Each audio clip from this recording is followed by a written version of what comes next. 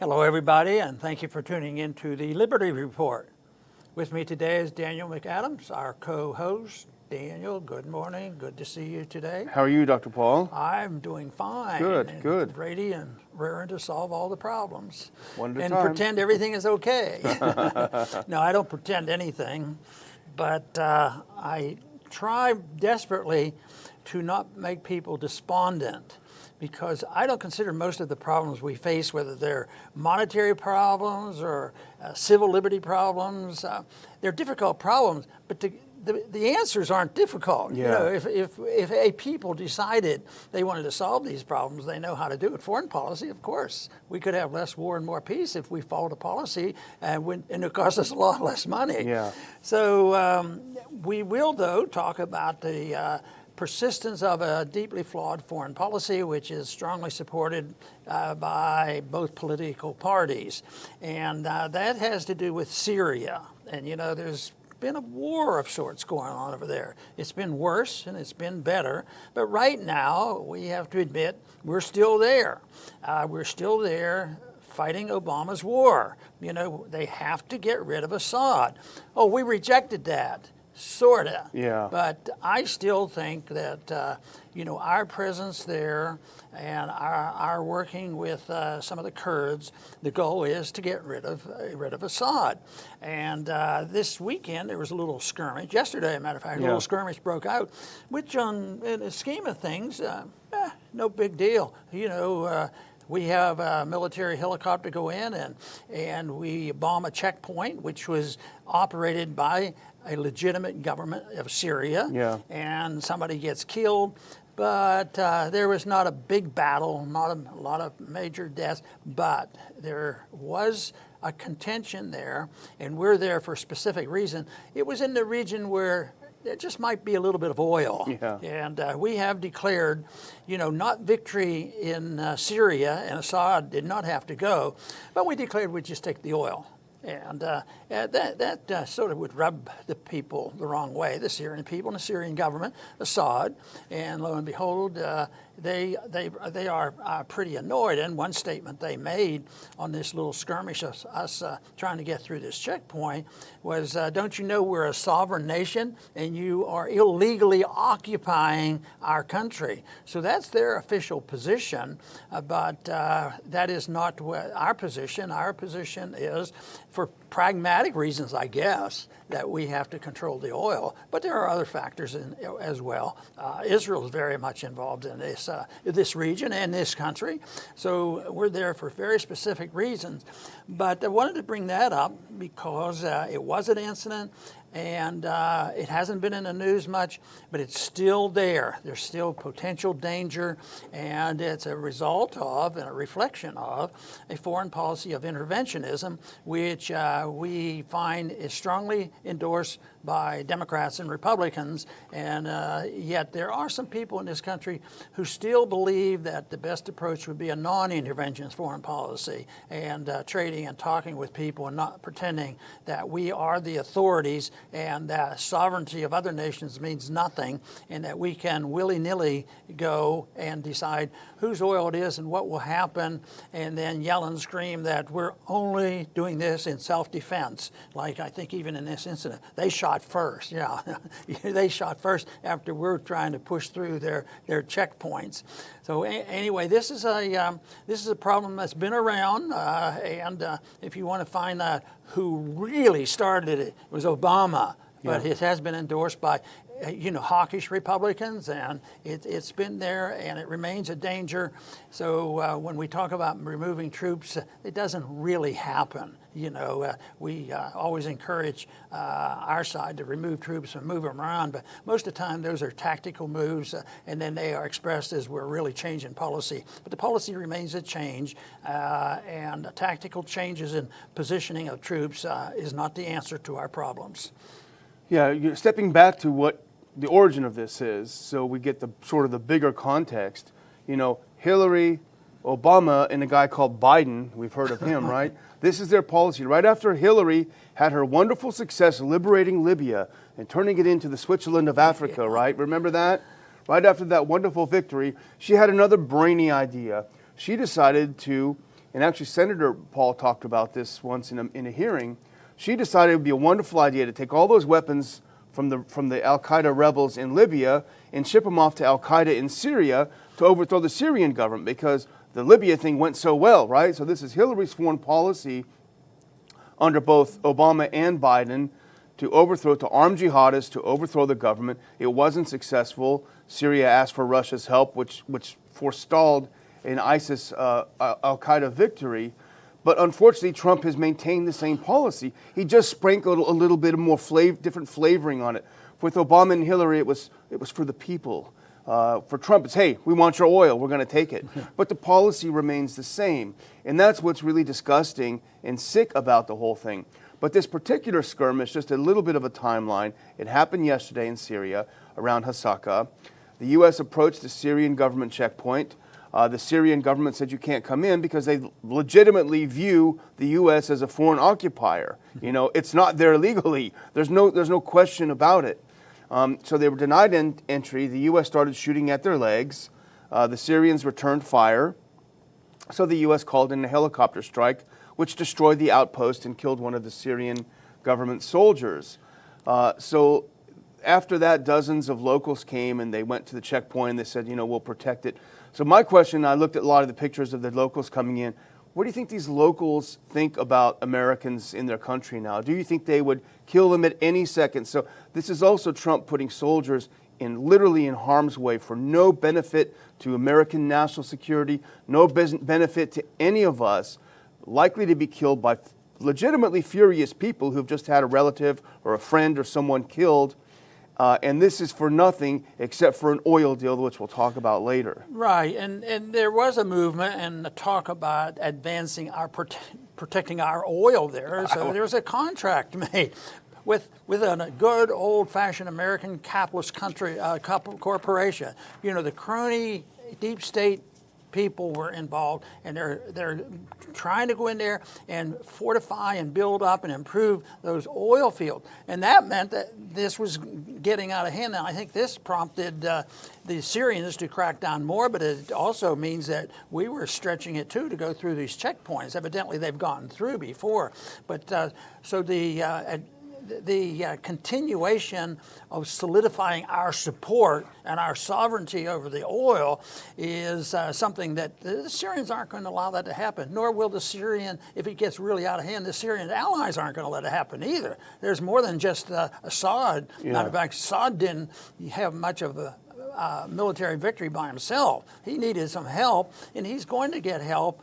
You know, if there's a lot more of this going on, and we become too aggressive with declaring our national security is necessary for us to protect this oil. It's amazing that people accept this, but it's not amazing that you hear nothing about this and some danger of this, because both parties tend to agree with this position. At the same time, it's really easy to demagogue the coronavirus, fiasco. That's easy. You can politicize that and blame whoever, and this just goes on. But I think there's some stirrings there, but hopefully it settles down. Wish we'd have a different foreign policy, but it could be one of those situations that could, break out and be much worse. Here's an example of how propaganda works, and it works so strong in the U.S. Americans are the most propagandized people in the world. And I'll start it with one of our favorite stories, and you'll remember it well. We've told it many times, is when you were in a committee hearing and you said, well, the Iraqis have never attacked us. Dr. Paul, I'm sorry, you're wrong. They were shooting at us as we were bombing them in our airplanes. And let's look at this first clip, because this is that exact thing. This is the American news. The U.S. troops are illegally in Syria. They shot Syrian government forces. And here's how the U.S. media, this is Fox, portrays it. U.S. troops attacked in eastern Syria. It just shows how heavily propagandized the whole thing. But once again, U.S. troops put in harm's way, not for our national defense, but to make money for a crony capitalist, cronyist company. And this is what happened. Earlier this month, a deal was signed by the U.S. government, not with the Syrian government, legitimate government, no, with a crony political company called Delta Crescent Energy, which is headed by George W. Bush's former ambassador to Denmark. Multi-billion-dollar deal. They're going to go in there in the Kurdish areas, and they're going to modernize the oil fields, and they're going to sell all that oil. The Kurds stand to make billions of dollars, but the contract explicitly states not a penny to Assad. He can't have anything. And so this is what Politico writes it. This effort is meant to punish the Assad regime for the atrocities committed in the country's civil war. And as you point out, and we've talked about on the show many times, the gassing has since been proven fake.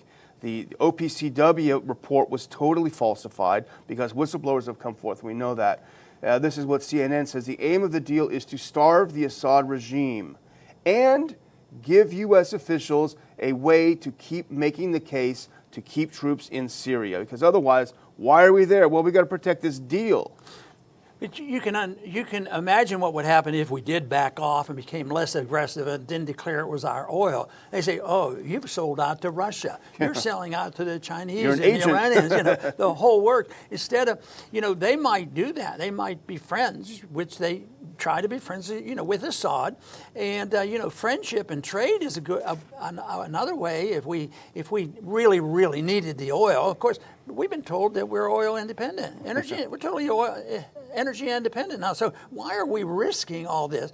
But it's a matter. There's no doubt. There's a matter of profiteering on this, and I've always complained about this because this is the part of our system which is labeled free enterprise and American system of economics, and they see how rotten it is. Yeah. At the same time, what we have worked so hard, and a certain group of economists by the name of the Austrian economists have been working for decades, and the ideas have been around for a lot longer than that, promoting market economy, market prices, voluntary contracts, and no fraud, no theft, and all these things. This is they suffer the same consequence. So those of us who promote that say, see what happens, look at what they do. At the same time, that has to be the answer. We see so many tragedies of it. Just think of the heartache that we have caused in a neighbor, Cuba, by us, putting all these sanctions on the innocent people in Cuba. The communist leaders never suffered, but the people suffered, and of course we still don't have a better situation there. So they just chose to say that we have to use authoritarian approaches, we have to be dictators, we have to declare sovereignty, we'll settle it by force, and yet a completely different viewpoint can be that countries can and have over the many centuries gotten along through trade. Matter of fact, if there's been any period of time of reasonable peace, it was usually done with a sound currency and a lot of trade. And yet we don't have a sound currency, and right now we do more of this, and then say, well, they're going to steal our products. We have to put on sanctions, and we are the powerhouse, so we're going to put penalties on them and control their finances. So no, the two things are completely different, and for them to come back now and say, well, this is all because those on the other side, those who promote the authoritarian approach of Marxism and all kinds of socialism, saying, see, what you guys are talking about doesn't work.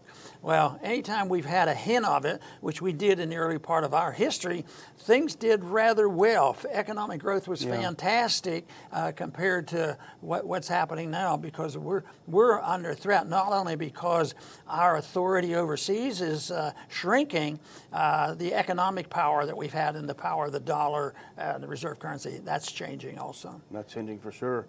Well, let's look at this next clip, more about this deal.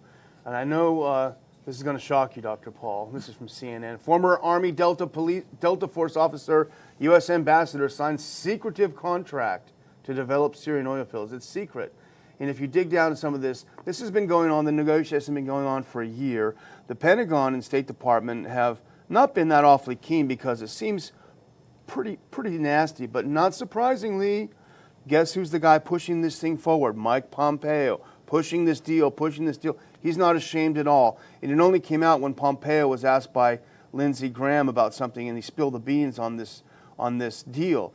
And we tried to give Trump a pat on the back when he does the right thing. But how can he keep people like Pompeo in power? You can only conclude that by his silence there's sort of agreement with what Pompeo does. But this is blatantly stealing the oil of another country, blatantly stealing resources. And you know, the administration screams bloody murder about the Chinese stealing our intellectual property rights. There might be something to it, we don't know. But this is very, very obviously, and Trump even admits it, he's caught red-handed. Yeah, I'm stealing their oil, you know, and it's completely out there. This is Pompeo's job. This is what Pompeo's doing. And if the president disagrees, then he needs to do something about it. You know, it also gets annoying when you think Russia, those dirty old communists, and Chinese communists, yes, they still have a lot of communist, socialistic ideas, but they also know how to handle international trade a little bit better. They've made a lot of money selling us stuff. They didn't steal the money.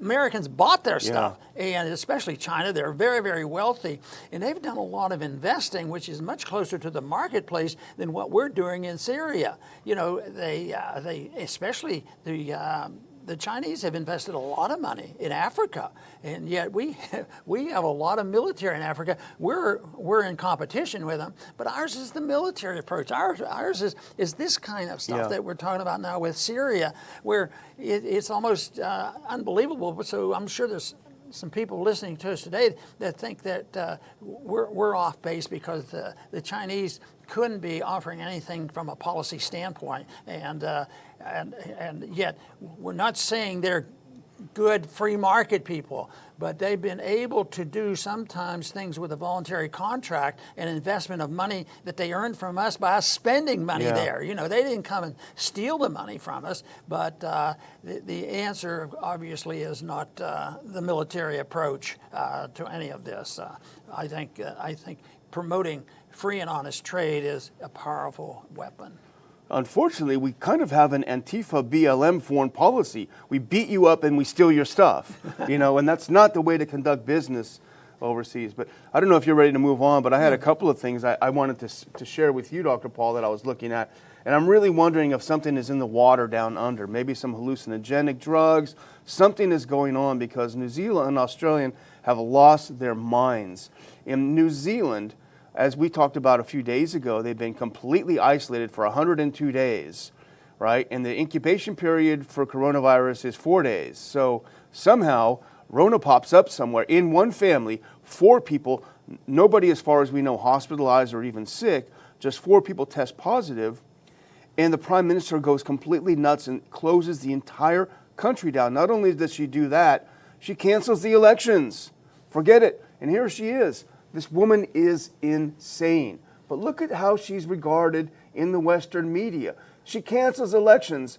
She appears magnanimous and conciliatory by canceling the elections. Can you imagine if someone like Belarus or wherever, or even Putin canceled, or even when Trump was suggesting we delay the elections? That monster, he's worse than Hitler. But here you have this crazed woman, and it gets even worse. Australia, which has we talked about a case-demic, not a pandemic, because hardly anyone has died there. Let's look at this next clip. This is chilling because this is coming to a neighborhood near you. Police are preparing to launch their aerial arsenal as part of a crackdown on COVID rule breakers. High-powered drones will be used to find people not wearing masks and cars too far from home. Yeah, and we know what they're up to. I mean, they're looking for political power and authoritarianism, and they are hateful with the system that we once had, whether we were free or market. But how do they achieve this in order to get the people to go along a little bit? And you pointed out, it's the data. Yeah. Where does this data come from? It's all a hoax. You know, and yet they'll do these horrendous things to us. But that happens here. I bet we've spent half our time trying to get the information out that what you read is just flat out not true. Yeah. And because it's a challenge to us, because then say, oh, you don't care about people who are sick. Well, now we're getting a lot of support, including from Robert Kennedy, that more people are dying from lockdowns than they are from the virus. So this is something. It's once again, it's the media and the way it's distorted. But it seems like it's both sides. Whose lies are the biggest, and which ones are we going to believe?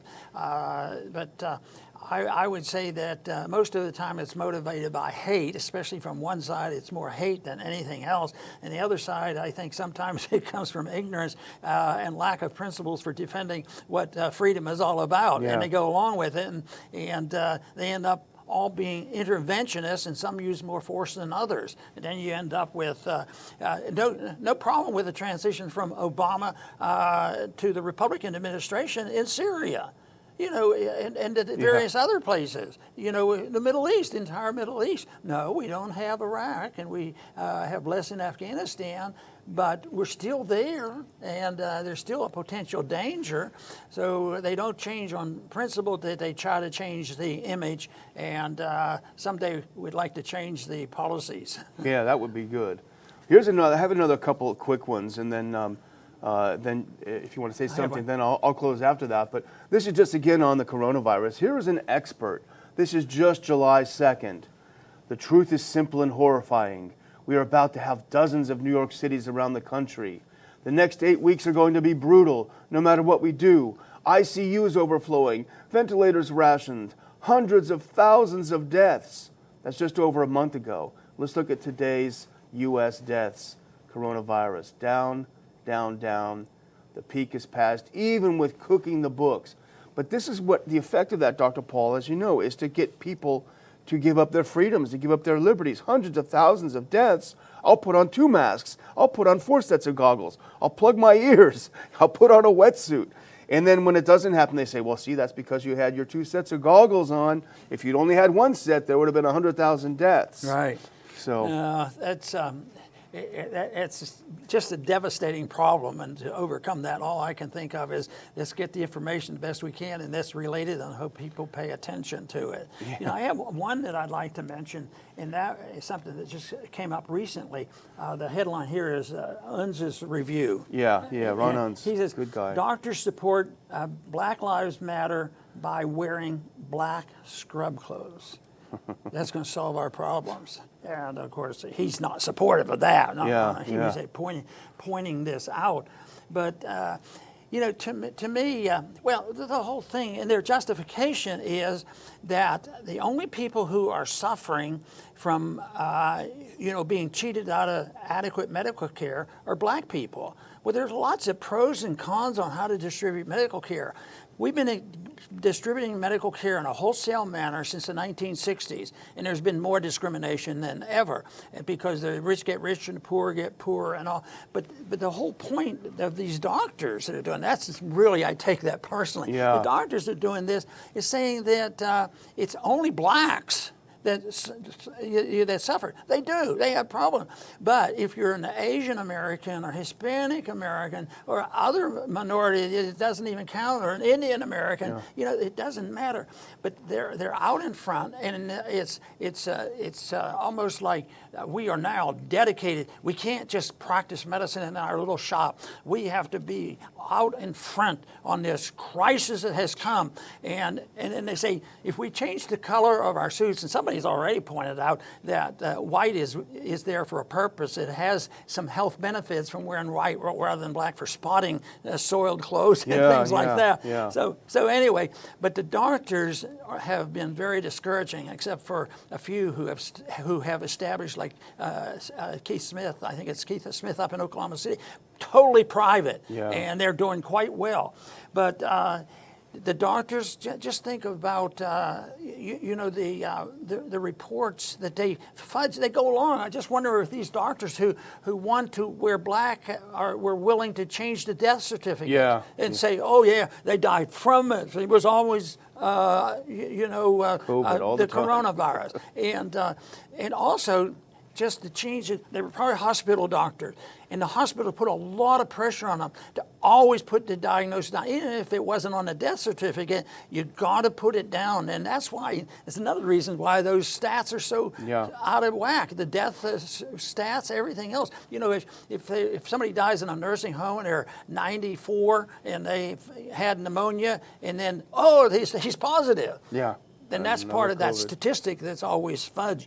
But I think I'm disappointed when I run into these doctors that seem to participate in things that are making things much worse, because the doctors types are participating in terrorizing the people because they have credibility. Yeah. Dr. Fauci, Yeah. I mean, he said so, and he had a big position here, and it's barely getting changed now with Dr. Alice coming on CDC. He might change his attitude. Hopefully that will happen. But this whole thing that these doctors who are saying, yes, we're going to contribute to the solution to this problem and the discrimination that minorities get in medical care, and we're going to wear black scrub clothes and solve our problems. To say the least, I disagree with them. Yeah, it's insane. Well, Dr. Paul, I'm going to close. The kids are going back to school this week, next week, pretty soon. Our friend Tom Woods, asked us to remind you all of the Ron Paul homeschool curriculum, which is a great way. We use it. K through 12, self-taught curriculum, ronpaulhomeschool.com. Save parents a lot of time. Trust me, it saves a lot of time. But it's also so interesting, you're going to want to watch some of it too. If you click this link, Tom's going to save you $160 to get involved in the Ron Paul homeschool. This is a great opportunity to raise kids that really know values and are really smart kids. Very good.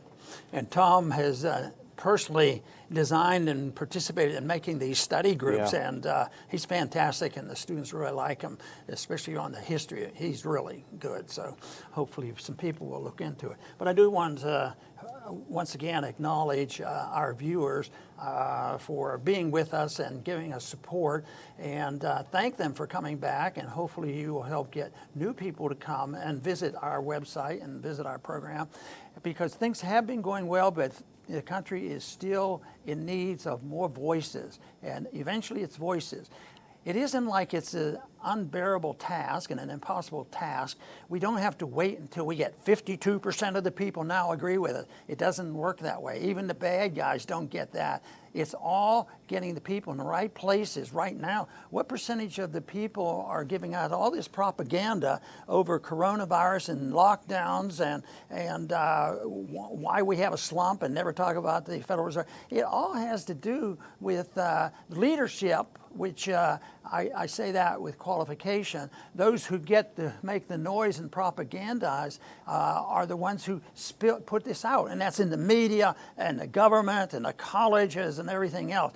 That has to change. I am totally convinced over many years at looking at this that politicians aren't worth very much. There are some very good ones there because people listen to them and they have a message, but that's the only thing that counts. And ultimately, it is trying to get people to understand economics and history. That's why I, actually, got the Ron Paul curriculum started, because you have to change ideas and counteract what's coming out of our universities. And just think of all the nonsense going on in the last just 6 months. Look at what they've accomplished. They've destroyed any notion that we should be talking about freedom and liberty and limited government and all these things. It's just unbelievable how powerful, influential they were in able to change things to happen. Who would ever thought we'd get to the point where the doctors are participating? Well, I have to help out. I think we all should wear, black scrub suits.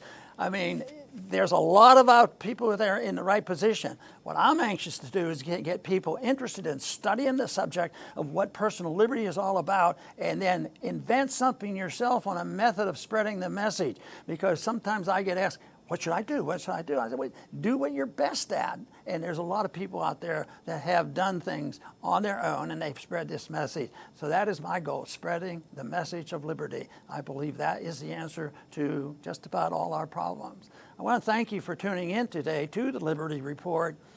Please come back soon.